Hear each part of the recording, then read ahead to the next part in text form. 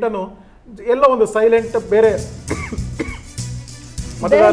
ದೆಹಲಿಯಲ್ಲಿ 7 ಕ್ಷೇತ್ರಗಳು ಕೂಡ ಬಿಜೆಪಿ ಪಾಲಾಗಿದೆ.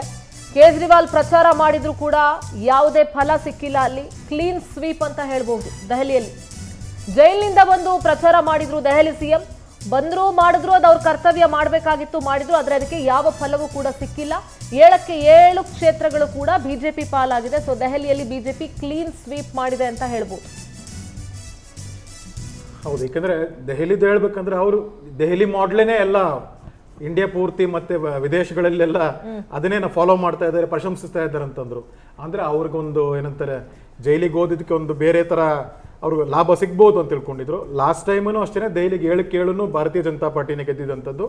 ಈ ಬಾರಿನೂ ದೆಹಲಿಯ ಜನತೆ ರಾಷ್ಟ್ರದ ಒಂದು ಇದಕ್ಕೋಸ್ಕರ 7 ಕೊಟ್ಟಿದ್ದಾರೆ.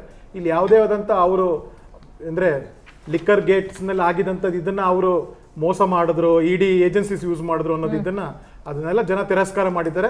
ಕರಪ್ಷನ್ಸ್ಗೆ ಯಾವುದಕ್ಕೂ ಯಾವುದು ಬೆಲೆ ಇರಲ್ಲ, ಕರಪ್ಷನ್ಸ್ ಇದಕ್ಕೆ ಬೆಲೆ ತತ್ತಬೇಕಾಗತ್ತೆ ಅನ್ನೋ ದೆಹಲಿ ಜನ ಅಲ್ಲಿ ಹೇಳಿದ್ದಾರೆ. ಅದಕ್ಕೆ 7 ಪೂರ್ತಿಯಾಗಿದೆ ಮೇಡಮ್ ಅಲ್ಲಿ.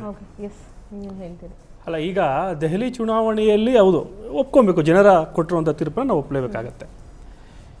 ಆದರೆ ಈ ಚುನಾವಣೆಯ ಪ್ರಚಾರ ಅನ್ನೋದಕ್ಕೂ ಬಹಳ ಇಂಪಾರ್ಟೆಂಟ್ ಆಗುತ್ತೆ ಅಲ್ವಾ? ಪ್ರಚಾರ ಅನ್ನೋದೇ ಇಂಪಾರ್ಟೆಂಟು. ಈ ಪ್ರಚಾರವನ್ನು ಮಾಡೋಕ್ಕೆ ಆಮ್ ಆದ್ಮಿಯ ಕ್ಯಾಂಡಿಡೇಟ್ಸ್ಗಳಿಗಾಗಲಿ ಅಥವಾ ಕಾರ್ಯಕರ್ತಗಳಿಗೆ ಅವಕಾಶ ಕೊಟ್ಟರೆ ನೀವು ಡೆಲ್ಲಿಯಲ್ಲಿ ಅನ್ನೋದು ಪ್ರಶ್ನೆ ಸರಿಯಾಗಿ ಸಿಗೋ ಪ್ರಶ್ನೆ ಅಲ್ಲ. ರಿಯಲಿಸ್ಟಿಕ್ ಆಗಿ ನಾವು 4 ಜನ ಕೂಡ ನಾವು ಕೂಡ ಡೆಲ್ಲಿಲಿ ಇದ್ದವನೇ. 4 ಜನ ನಾವು ಮೆಟ್ರೋ ಸ್ಟೇಷನಲ್ಲಿ ಪಾಂಪ್ಲೆಟ್ ಹಚ್ಚಿದ್ರೆ ಸಾಕು, ಪೊಲೀಸ್ ಬರೋರು ನಮ್ಮನ್ನು ಅರೆಸ್ಟ್ ಮಾಡ್ತಿದ್ರು.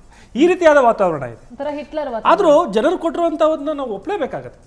ಯಾವ ಮಾರ್ಜಿನಲ್ಲಿ ಬರ್ತಿದ್ದಾರೆ ಅನ್ನೋದ್ರು ಕೂಡ ನಾವು ಬೇಕಾಗುತ್ತೆ. ಈಗ ನಾವು ಡೆಲ್ಲಿ ಉದಾಹರಣೆ ತಗೊಂಡಾಗ ನೀವು ಉತ್ತರ ಪ್ರದೇಶ ನಿಮ್ಮ ಉದಾಹರಣೆ ನಾವು ಕೊಡ್ಬೋದಲ್ಲ. 45 ನೀವು ಯಾಕೆ ಸೋತ್ಬಿಟ್ರಿ? ಅಲ್ಲೇ ನೀವು ಹೋಗಿ ತಮ್ಮ ರಾಮ ಮಂದಿರವನ್ನ ಇದು ಮಾಡಿದ್ರಿ, ಎಲ್ಲ ಈ ದೇಶವನ್ನ ಕರ್ಕೊಂಡು ಹೋಗಿದ್ರಿ, ಪ್ರಜ್ವಲ್ ರೇವಣ್ಣ ಅಂತ ಮುಖ್ಯ ಅತಿಥಿಗಳನ್ನ ಕರೆದ್ರಿ. ಅಂತ ಜಾಗದಲ್ಲಿ ತಾವು ಮುಂದಿನ ಪ್ರೈಮ್ ಮಿನಿಸ್ಟರ್ ಅಂತ ನೀವು ಡಿಕ್ಲೇರ್ ಮಾಡಿರುವಂತ ಒಬ್ಬ ಚೀಫ್ ಮಿನಿಸ್ಟರ್ ಇದ್ದಾಗ ಆ ಜಾಗದಲ್ಲಿ ಯಾಕೆ ನೀವು ಅನ್ಕೋತಿದ್ದೀರಾ? ನೀವು ಪ್ರೊಜೆಕ್ಟ್ ಮಾಡ್ತಿದ್ದೀರಲ್ಲ ಈ ರೀತಿಯಾಗಿ.